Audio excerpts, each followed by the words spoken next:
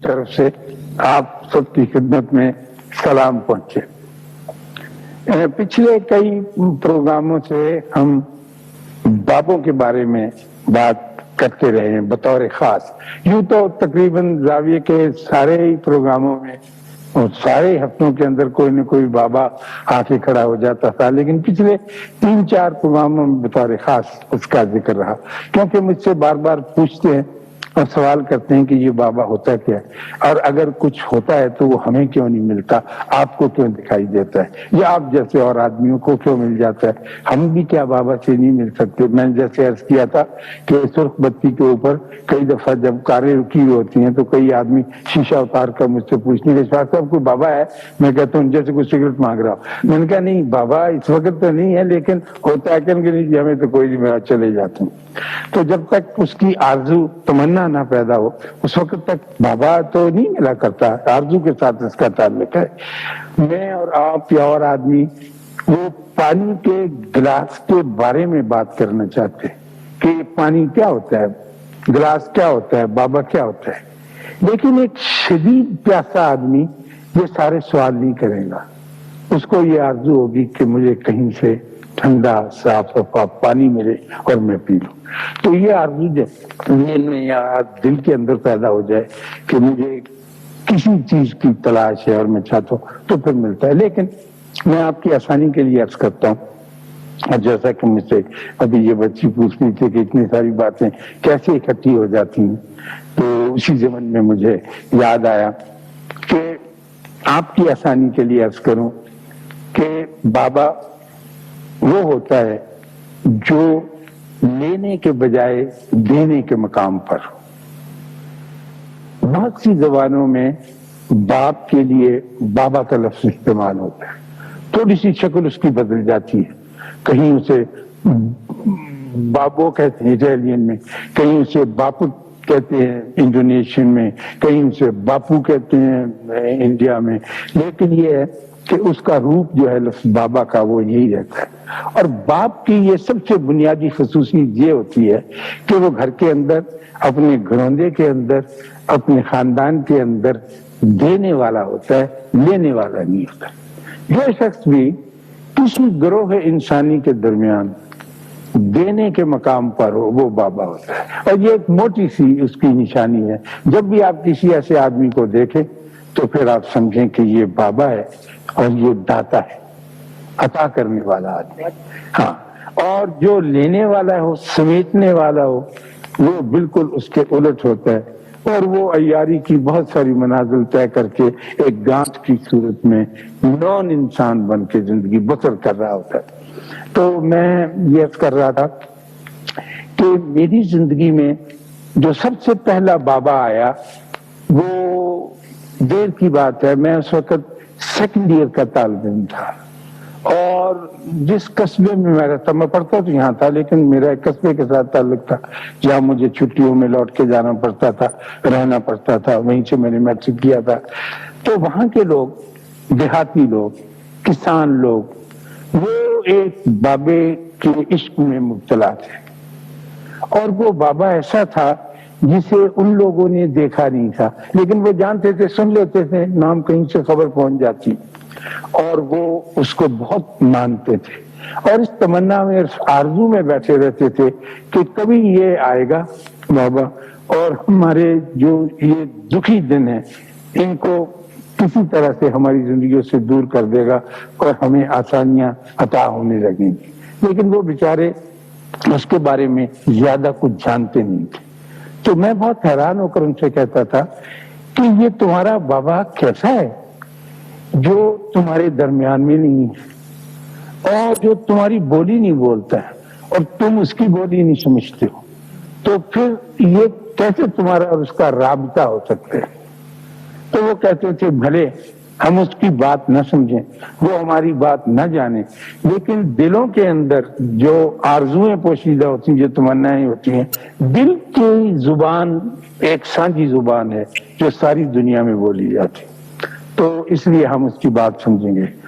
اس بابے کو وہ بابا قائد اعظم کہہ کر پکارتے تھے، اور اسی کا نام لے کے وہ اپنی زندگی آگے گزار رہے تھے. اور میں کہتا تھا کہ ایسے بابے کو تم کس طرح سے اپنی زندگیوں میں داخل کرو گے کہ تمہاری کمیونیکیشن اس کے ساتھ کیسے ہوئی. تو وہ کہتے تھے پاجی اگر ہماری کمیونیکیشن پیر دستگیر کے ساتھ ہوتی ہے جس کی بولی ہم نہیں جانتے، جس 11ویں والے کی ہر 11 تاریخ کو ہم نیاز دیتے ہیں اور ہم جانتے ہیں کہ وہ ہماری بات سمجھتا ہے اور وہ جانتا ہے کہ ہماری بات ان تک کیسے پہنچتی ہے، تو یہ جو اس پیر دستگیر کا ایک ادنا غلام ہے اور ایک اس کا ماننے والا ہے، بھلے اس کی بولی ہم سے مختلف ہو، یہ ہماری بات جانے گا اور سمجھے گا. بالکل اسی طرح سے جیسے ہمارے بڑوں کی زبان، ہمارے بابوں کی زبان چاہے مختلف ہے لیکن ہم اسے اچھی طرح سے واقف ہیں اور ہمارے درمیان رابطے کا ایک سلسلہ قائم ہے. تو میں بہت حیران ہوتا تھا کہ ان کا یہ ایمان اس پر کیسے پختہ ہے. ہم اس وقت تھوڑے سے متزلزل تھے، پڑھے لکھے نوجوان لڑکے تھے، کچھ دبدہ کا شکار تھے، کبھی آگے بڑھتے تھے کبھی پیچھے ہٹتے تھے. پھر ایک ایسا وقت آیا کہ انہی لوگوں نے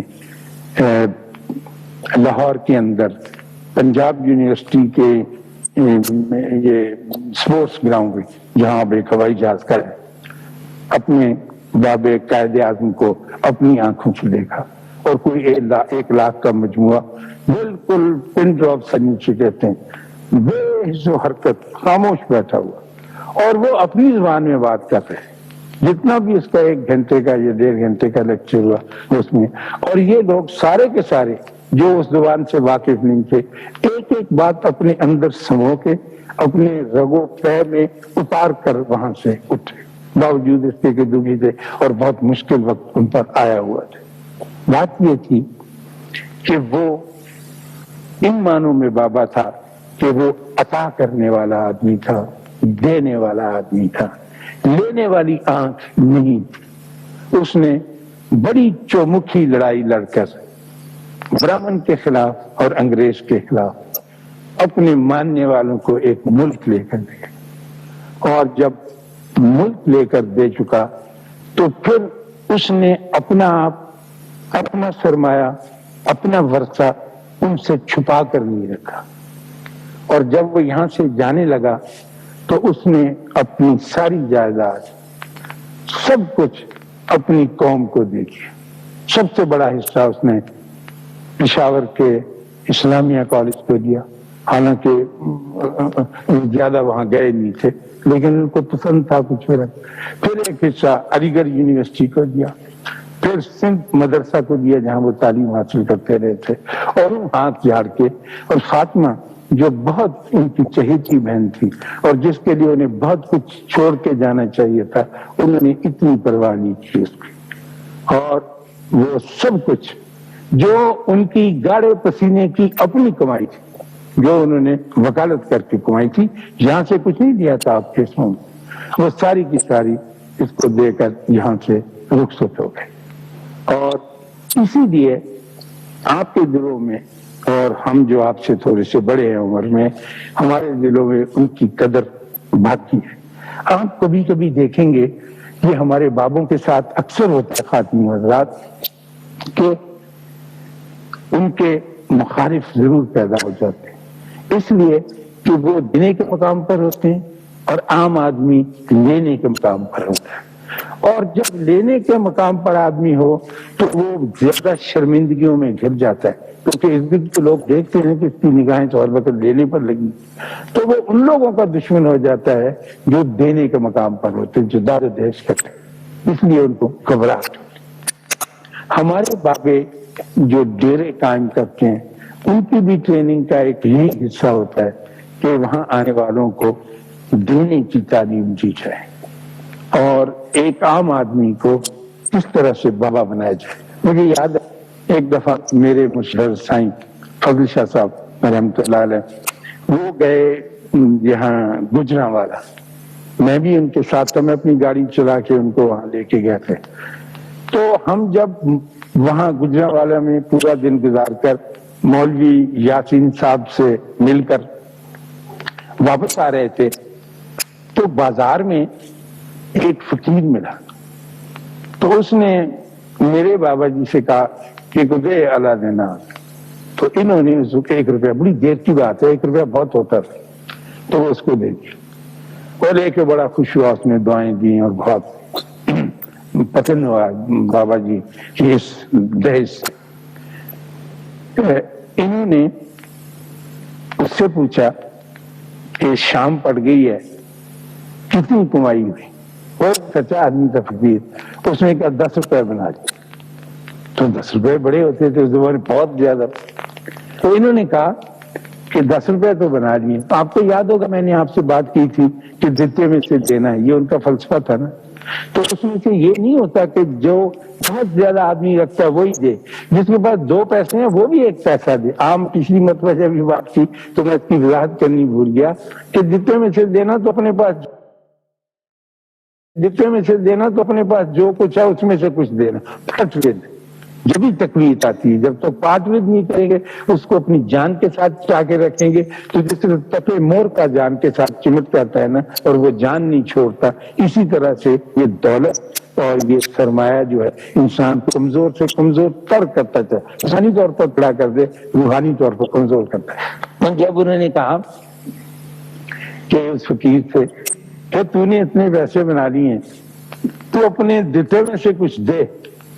तो उसने कहा बाबा मैं फकीर आदमी हूं, मैं कैसे? उसने कहा उसमें फकीर अमीर का सवाल नहीं आता, जिसके पास है तो देना चाहिए।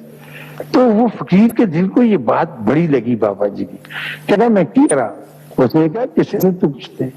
कहने का अच्छा हाँ, 2 मजदूर कुदालें कंधे पे डाले, कहीं से बेचारे काम करके दिहाड़ी जो उनको मिला करती थी, घर को वापस जा रहे थे, हाथ में उनके रस्सियां थी, गालिबन बुनियादें खोद के आए थे जो रस्सी की निशान लगा।